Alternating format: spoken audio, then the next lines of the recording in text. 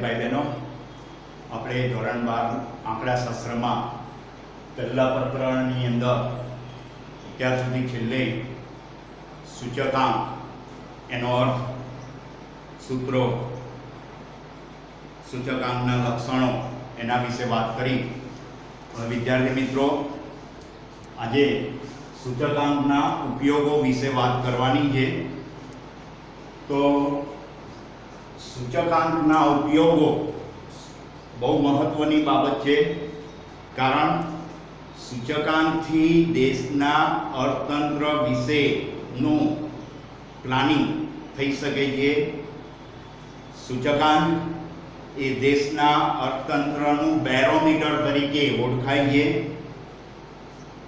કારણ જેવી રીતે બેરોમીટર દબાણ માપી શકે છે, વાતાવરણનું દબાણ, એવી રીતના સૂચકાંક દ્વારા દેશની જે કંઈ આર્થિક પ્રવૃત્તિઓ છે એના વિશે, નાણાંની ખરીદ શક્તિ છે, ધંધા રોજગાર એની પરિસ્થિતિ, ધંધાની પરિસ્થિતિ, વેપારની પરિસ્થિતિ, જુદા જુદા ક્ષેત્રે, પછી એ કૃષિ ક્ષેત્રે હોય, ઔદ્યોગિક ક્ષેત્રે હોય કે આવા આપણા દેશની અંદર જુદા જુદા ક્ષેત્રોમાં જે કંઈ ઉત્પાદન થાય એ ઉત્પાદન અંગે અને એ ઉત્પાદન પરથી એમાં જે કંઈ પરિવર્તન લાવવું હોય, જે કંઈ પરિવર્તન લાવવું હોય એના માટે આ સૂચકાંક ઉપયોગી છે. આપણા દેશની અંદર આવા જુદા જુદા પ્રકારના સૂચકાંકો છે.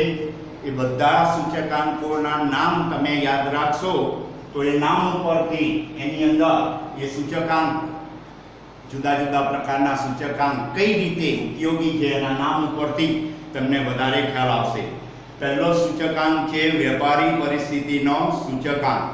તો આપણા દેશની અંદર જે ધંધા વેપાર એની આર્થિક પ્રવૃત્તિઓ છે, એ ધંધા વેપારની પરિસ્થિતિ અને એની અંદર એની આર્થિક અને વેપારી પ્રવૃત્તિઓમાં શું કોઈ ફેરફાર લાવવો અને એના વિશેનો જે કંઈ અભ્યાસ કરવાનો હોય, આર્થિક ક્ષેત્રે, વેપારિક ક્ષેત્રે, ધંધા રોજગાર ક્ષેત્રે જે કંઈ આપણે પરિવર્તન લાવવું હોય અને એમાં એનો અભ્યાસ પહેલાં તો કરીએ, અને અભ્યાસ માટે જરૂરી માર્ગદર્શન માટે આ વેપારી પરિસ્થિતિનો સૂચકાંક એ ઉપયોગી. બીજો સૂચકાંક જથ્થાબંધ ભાવનો સૂચકાંક. તો આપણા દેશની અંદર આજે જુદી જુદી વસ્તુઓ છે એ દેશની અંદર ભાવ સપાટીમાં જે કંઈ ફેરફારો થતા હોય એ ફેરફારોનો અભ્યાસ કરવા માટે, તેમજ એ જથ્થાબંધ ભાવનો જે સૂચકાંક છે એના ઉપરથી ફુગાવાનો દર એ નક્કી કરવા માટે, અને રિઝર્વ બેંક ઓફ ઇન્ડિયા, ભારતીય રિઝર્વ બેંક RBI તરીકે આપણે ઓળખીએ છીએ, તો એ રિઝર્વ બેંકને ફુગાવાનો દર નક્કી કરવા માટે આ જથ્થાબંધ ભાવનો સૂચકાંક ઉપયોગી છે. એના માટે તમારે ફુગાવાના દરનું સૂત્ર એ પણ સાથે તમારે ઉપયોગી બનશે. એટલે જથ્થાબંધ ભાવના સૂચકાંકથી ફુગાવાનો દર નક્કી કરી શકાય છે. એટલે ફુગાવાનો દર બરાબર ચાલુ વર્ષના, હવે હું ચાલુ વર્ષ આખું નહીં લખું, પણ ચાલુ વર્ષ 4 હવે આ રીતે આપણે ટેવ પાડીશું. ચાલુ વર્ષના જથ્થાબંધ ભાવનો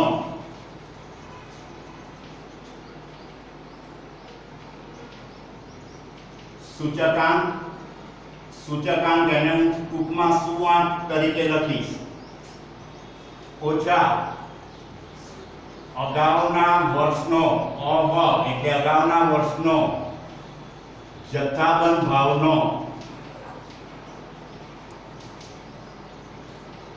સૂચકાંક, એ બેની બાદબાકી કરીશું અને એના છેદમાં આપણે અગાઉના વર્ષનો જથ્થાબંધ ભાવનો સૂચકાંક વડે ભાગી અને એને 100 વડે ગુણીશું તો આપણને ફુગાવાનો દર મળશે. એટલે વિદ્યાર્થી મિત્રો, આ સૂત્ર તમારે ટેક્સ્ટબુકમાં પણ આપેલું છે એટલે મગજમાં યાદ રાખવાનું છે. અત્યારે યાદ રાખો, ફુગાવાનો દર બરાબર ચાલુ વર્ષનો જથ્થાબંધ ભાવનો સૂચકાંક ઓછા અગાઉના વર્ષનો જથ્થાબંધ ભાવનો સૂચકાંક. એટલે ચાલુ વર્ષના જથ્થાબંધ ભાવના સૂચકાંકમાંથી અગાઉના વર્ષના જથ્થાબંધ ભાવનો સૂચકાંકને બાદ કરવાનો અને બાદ કર્યા પછી અગાઉના વર્ષના જથ્થાબંધ ભાવના સૂચકાંક વડે એને ભાગવાનો અને ત્યાર પછી 100 વડે ગુણવાથી તમને ફુગાવાનો દર જાણી શકાય. એટલે આ ફુગાવાના દર ઉપરથી તમે જથ્થાબંધ ભાવનો સૂચકાંક પણ જાણી શકો છો. ત્યાર પછી જીવન નિર્વાહના ખર્ચનો સૂચકાંક. તો આપણા દેશની અંદર જુદા જુદા વર્ગના જુદા જુદા સમુદાયના લોકો રહે છે. એમનું જીવન સ્તર, એમનો જે પહેલા જે જીવન નિર્વાહ કરવા માટે એના જે ખર્ચમાં કોઈ ફેરફાર કરવો, એ ખર્ચ એ જાણીએ અને એમનું જીવન સ્તર સુધારવા માટે જે કંઈ જરૂરી પગલાં લેવા પડે એના માટે આ ઉપયોગી છે. એટલે ખાસ કરી અને કોઈ કર્મચારીઓ હોય તો એ કર્મચારીઓને કંઈ પગાર, મોંઘવારી કે બોનસ એ બધું નક્કી કરવા માટે આ જીવન નિર્વાહના ખર્ચનો સૂચકાંક એ ઉપયોગી બને છે.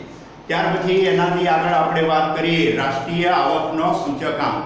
તો આપણા દેશની જે આર્થિક સ્થિતિ હોય એ આર્થિક સ્થિતિનું મૂલ્યાંકન કરવા અને પંચવર્ષીય યોજનાના જુદા જુદા લક્ષ્યાંકો નક્કી કરવા માટે રાષ્ટ્રીય આવકનો સૂચકાંક ઉપયોગી બને છે. ત્યાર પછી જે કૃષિ પેદાશના ભાવનો સૂચકાંક.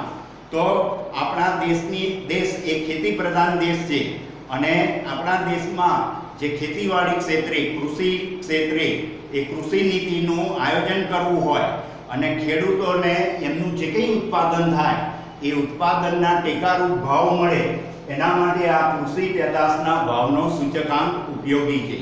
ત્યાર પછી આયાત નિકાસનો સૂચકાંક.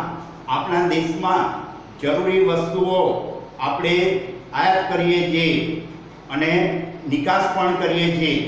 જે કંઈ બીજા દેશમાં ને એ રીતના આપણે આયાત નિકાસ ચાલ્યા કરે છે.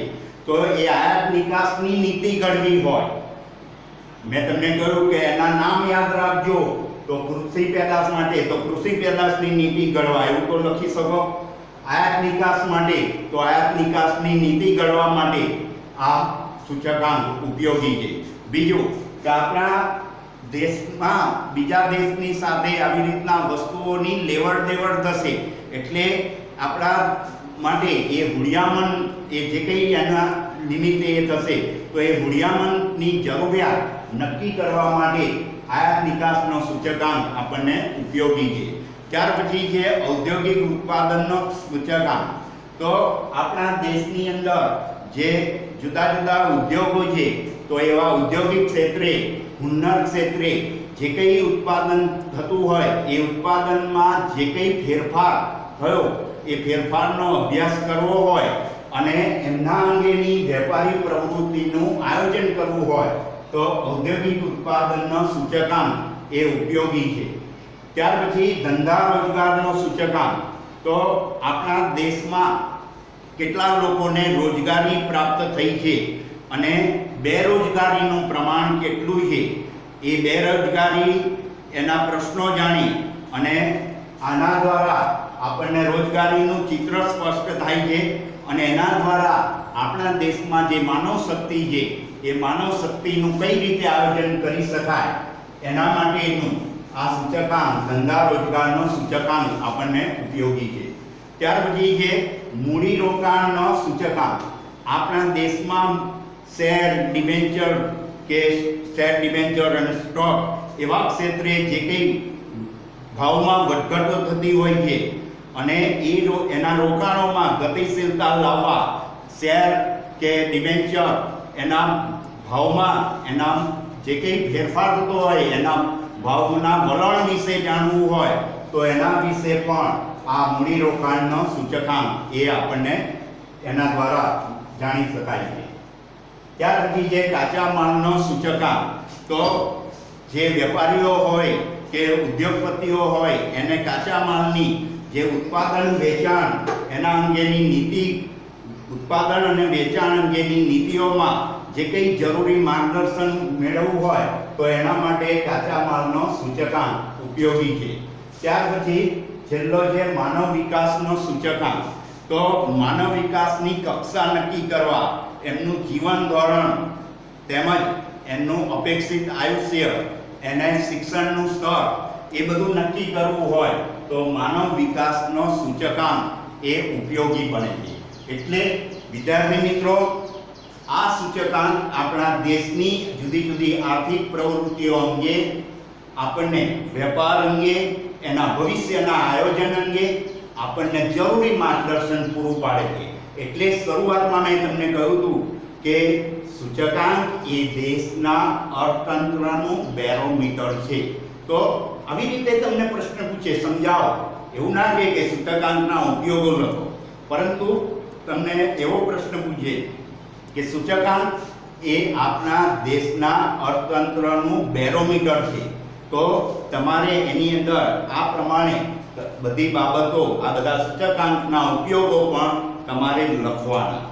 વિદ્યાર્થી મિત્રો, ફરીથી ટૂંકમાં તમને યાદ અપાવી દઉં, જે ખરીદ શક્તિ નક્કી કરવી હોય, આપણા દેશમાં વેપાર વાણિજ્ય ક્ષેત્રે જે કંઈ જરૂરી માર્ગદર્શન મેળવવું હોય, જુદા જુદા ક્ષેત્રે જે કંઈ ઉત્પાદન થાય છે એ ઉત્પાદનમાં હજુ કઈ રીતે આપણે વધારો લાવી શકીએ, આવા બધા જુદા જુદા આયોજનો કરવા હોય, એમાં પરિવર્તન લાવવું હોય તો એ બધામાં આ સૂચકાંક ઉપયોગી છે. એટલે સરકારને ઉપયોગી છે, જુદા જુદા ઔદ્યોગિક ગૃહોને પણ ઉપયોગી છે. અને આ બધા સૂચકાંકના નામ યાદ રાખજો. અને જથ્થાબંધ ભાવનો સૂચકાંક એ ખાસ, અને એમાં ફુગાવાના દરનો દાખલો તમને 2 માર્ક્સનો પૂછે તો અત્યારે આની અંદર સૂત્ર આવ્યું, એ સૂત્ર ફરીથી તમને યાદ કરાવી દઉં. ફુગાવાનો દર બરાબર ચાલુ વર્ષના ભાવનો જથ્થાબંધ ભાવનો સૂચકાંક, ચાલુ વર્ષનો જથ્થાબંધ ભાવનો સૂચકાંક ઓછા અગાઉના વર્ષનો જથ્થાબંધ ભાવનો સૂચકાંક ભાગ્યા અગાઉના વર્ષનો જથ્થાબંધ ભાવનો સૂચકાંક ગુણ્યા 100. આ સૂત્ર મગજમાં તમારે યાદ રાખતા રહેવાનું. હવે આનાથી આગળ આપણે જે વાત કરવાની છે, આધાર વર્ષ અને ચાલુ વર્ષ. તમારે વારે ઘડીએ દાખલાઓમાં પણ આ શબ્દો અવારનવાર આવ્યા કરશે. આધાર વર્ષ એટલે શું, એના વિશે પણ તમારે યાદ રાખવાનું છે. તો આધાર વર્ષ એટલે આપણે ભૂતકાળનું કોઈ એક વર્ષ, ટૂંકમાં પહેલા આધાર વર્ષ વિશે તમને સમજ આપી દઉં. આધાર વર્ષ,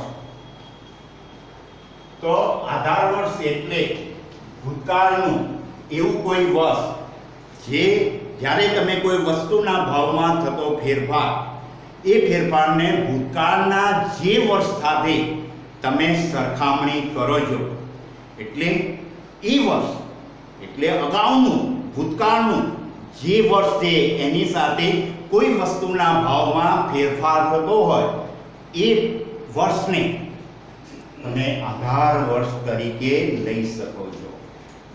એટલે આધાર વર્ષ એટલે કોઈ નિશ્ચિત વર્ષ છે, ચોક્કસ વર્ષ, કે એ વર્ષની સાથે આપણે વસ્તુઓના ભાવમાં જે કંઈ ફેરફાર થતો હોય એ ફેરફારને એ વર્ષ સાથે આપણે સરખામણી કરી શકીએ છીએ. એટલે એની સાથે સરખાવીએ છીએ. એ વર્ષને આપણે એવું એ નિશ્ચિત વર્ષ કહો કે અગાઉનું જે વર્ષ, એની સાથે આપણે કમ્પેરિઝન કરીએ છીએ કોઈ વસ્તુના ભાવને, એને આપણે આધાર વર્ષ તરીકે લઈએ છીએ. અને સામાન્ય રીતે એનો સંકેત P0 તરીકે આપણે ઉપયોગ લઈએ છીએ. એટલે આધાર વર્ષ. ત્યાર પછી ચાલુ વર્ષ. તો જે વર્ષની ભાવની તમે સરખામણી કરો છો, એટલે આધાર વર્ષ સાથે, એટલે કોઈ જે તે વર્ષની ભાવની તમે આધાર વર્ષની સાથે સરખામણી કરો છો, એ આધાર વર્ષ સાથે સરખામણી કરો છો જે તે સાલ, પ્રવર્તમાન વર્ષ કહો અથવા તો ચાલુ વર્ષ, એ વર્ષની કોઈ વસ્તુના ભાવની તમે અગાઉના અથવા તો આધાર વર્ષના ભાવ સાથે સરખામણી કરો છો, એ વર્ષને તમે ચાલુ વર્ષ અથવા તો પ્રવર્તમાન વર્ષ તરીકે ઓળખો. અને પ્રવર્તમાન વર્ષને P1 તરીકે. તો વિદ્યાર્થી મિત્રો આ બે શબ્દો બરાબર ધ્યાન રાખજો અને એના ઉપરથી આગળ આપણે આધાર વર્ષની જે પસંદગી કરવાની એની રીતો જુદી જુદી છે અને એ રીતો ઉપરથી સૂત્રો દાખલા એ બધું ફરીના ભાગમાં આપણે વાત કરીશું. Thank you.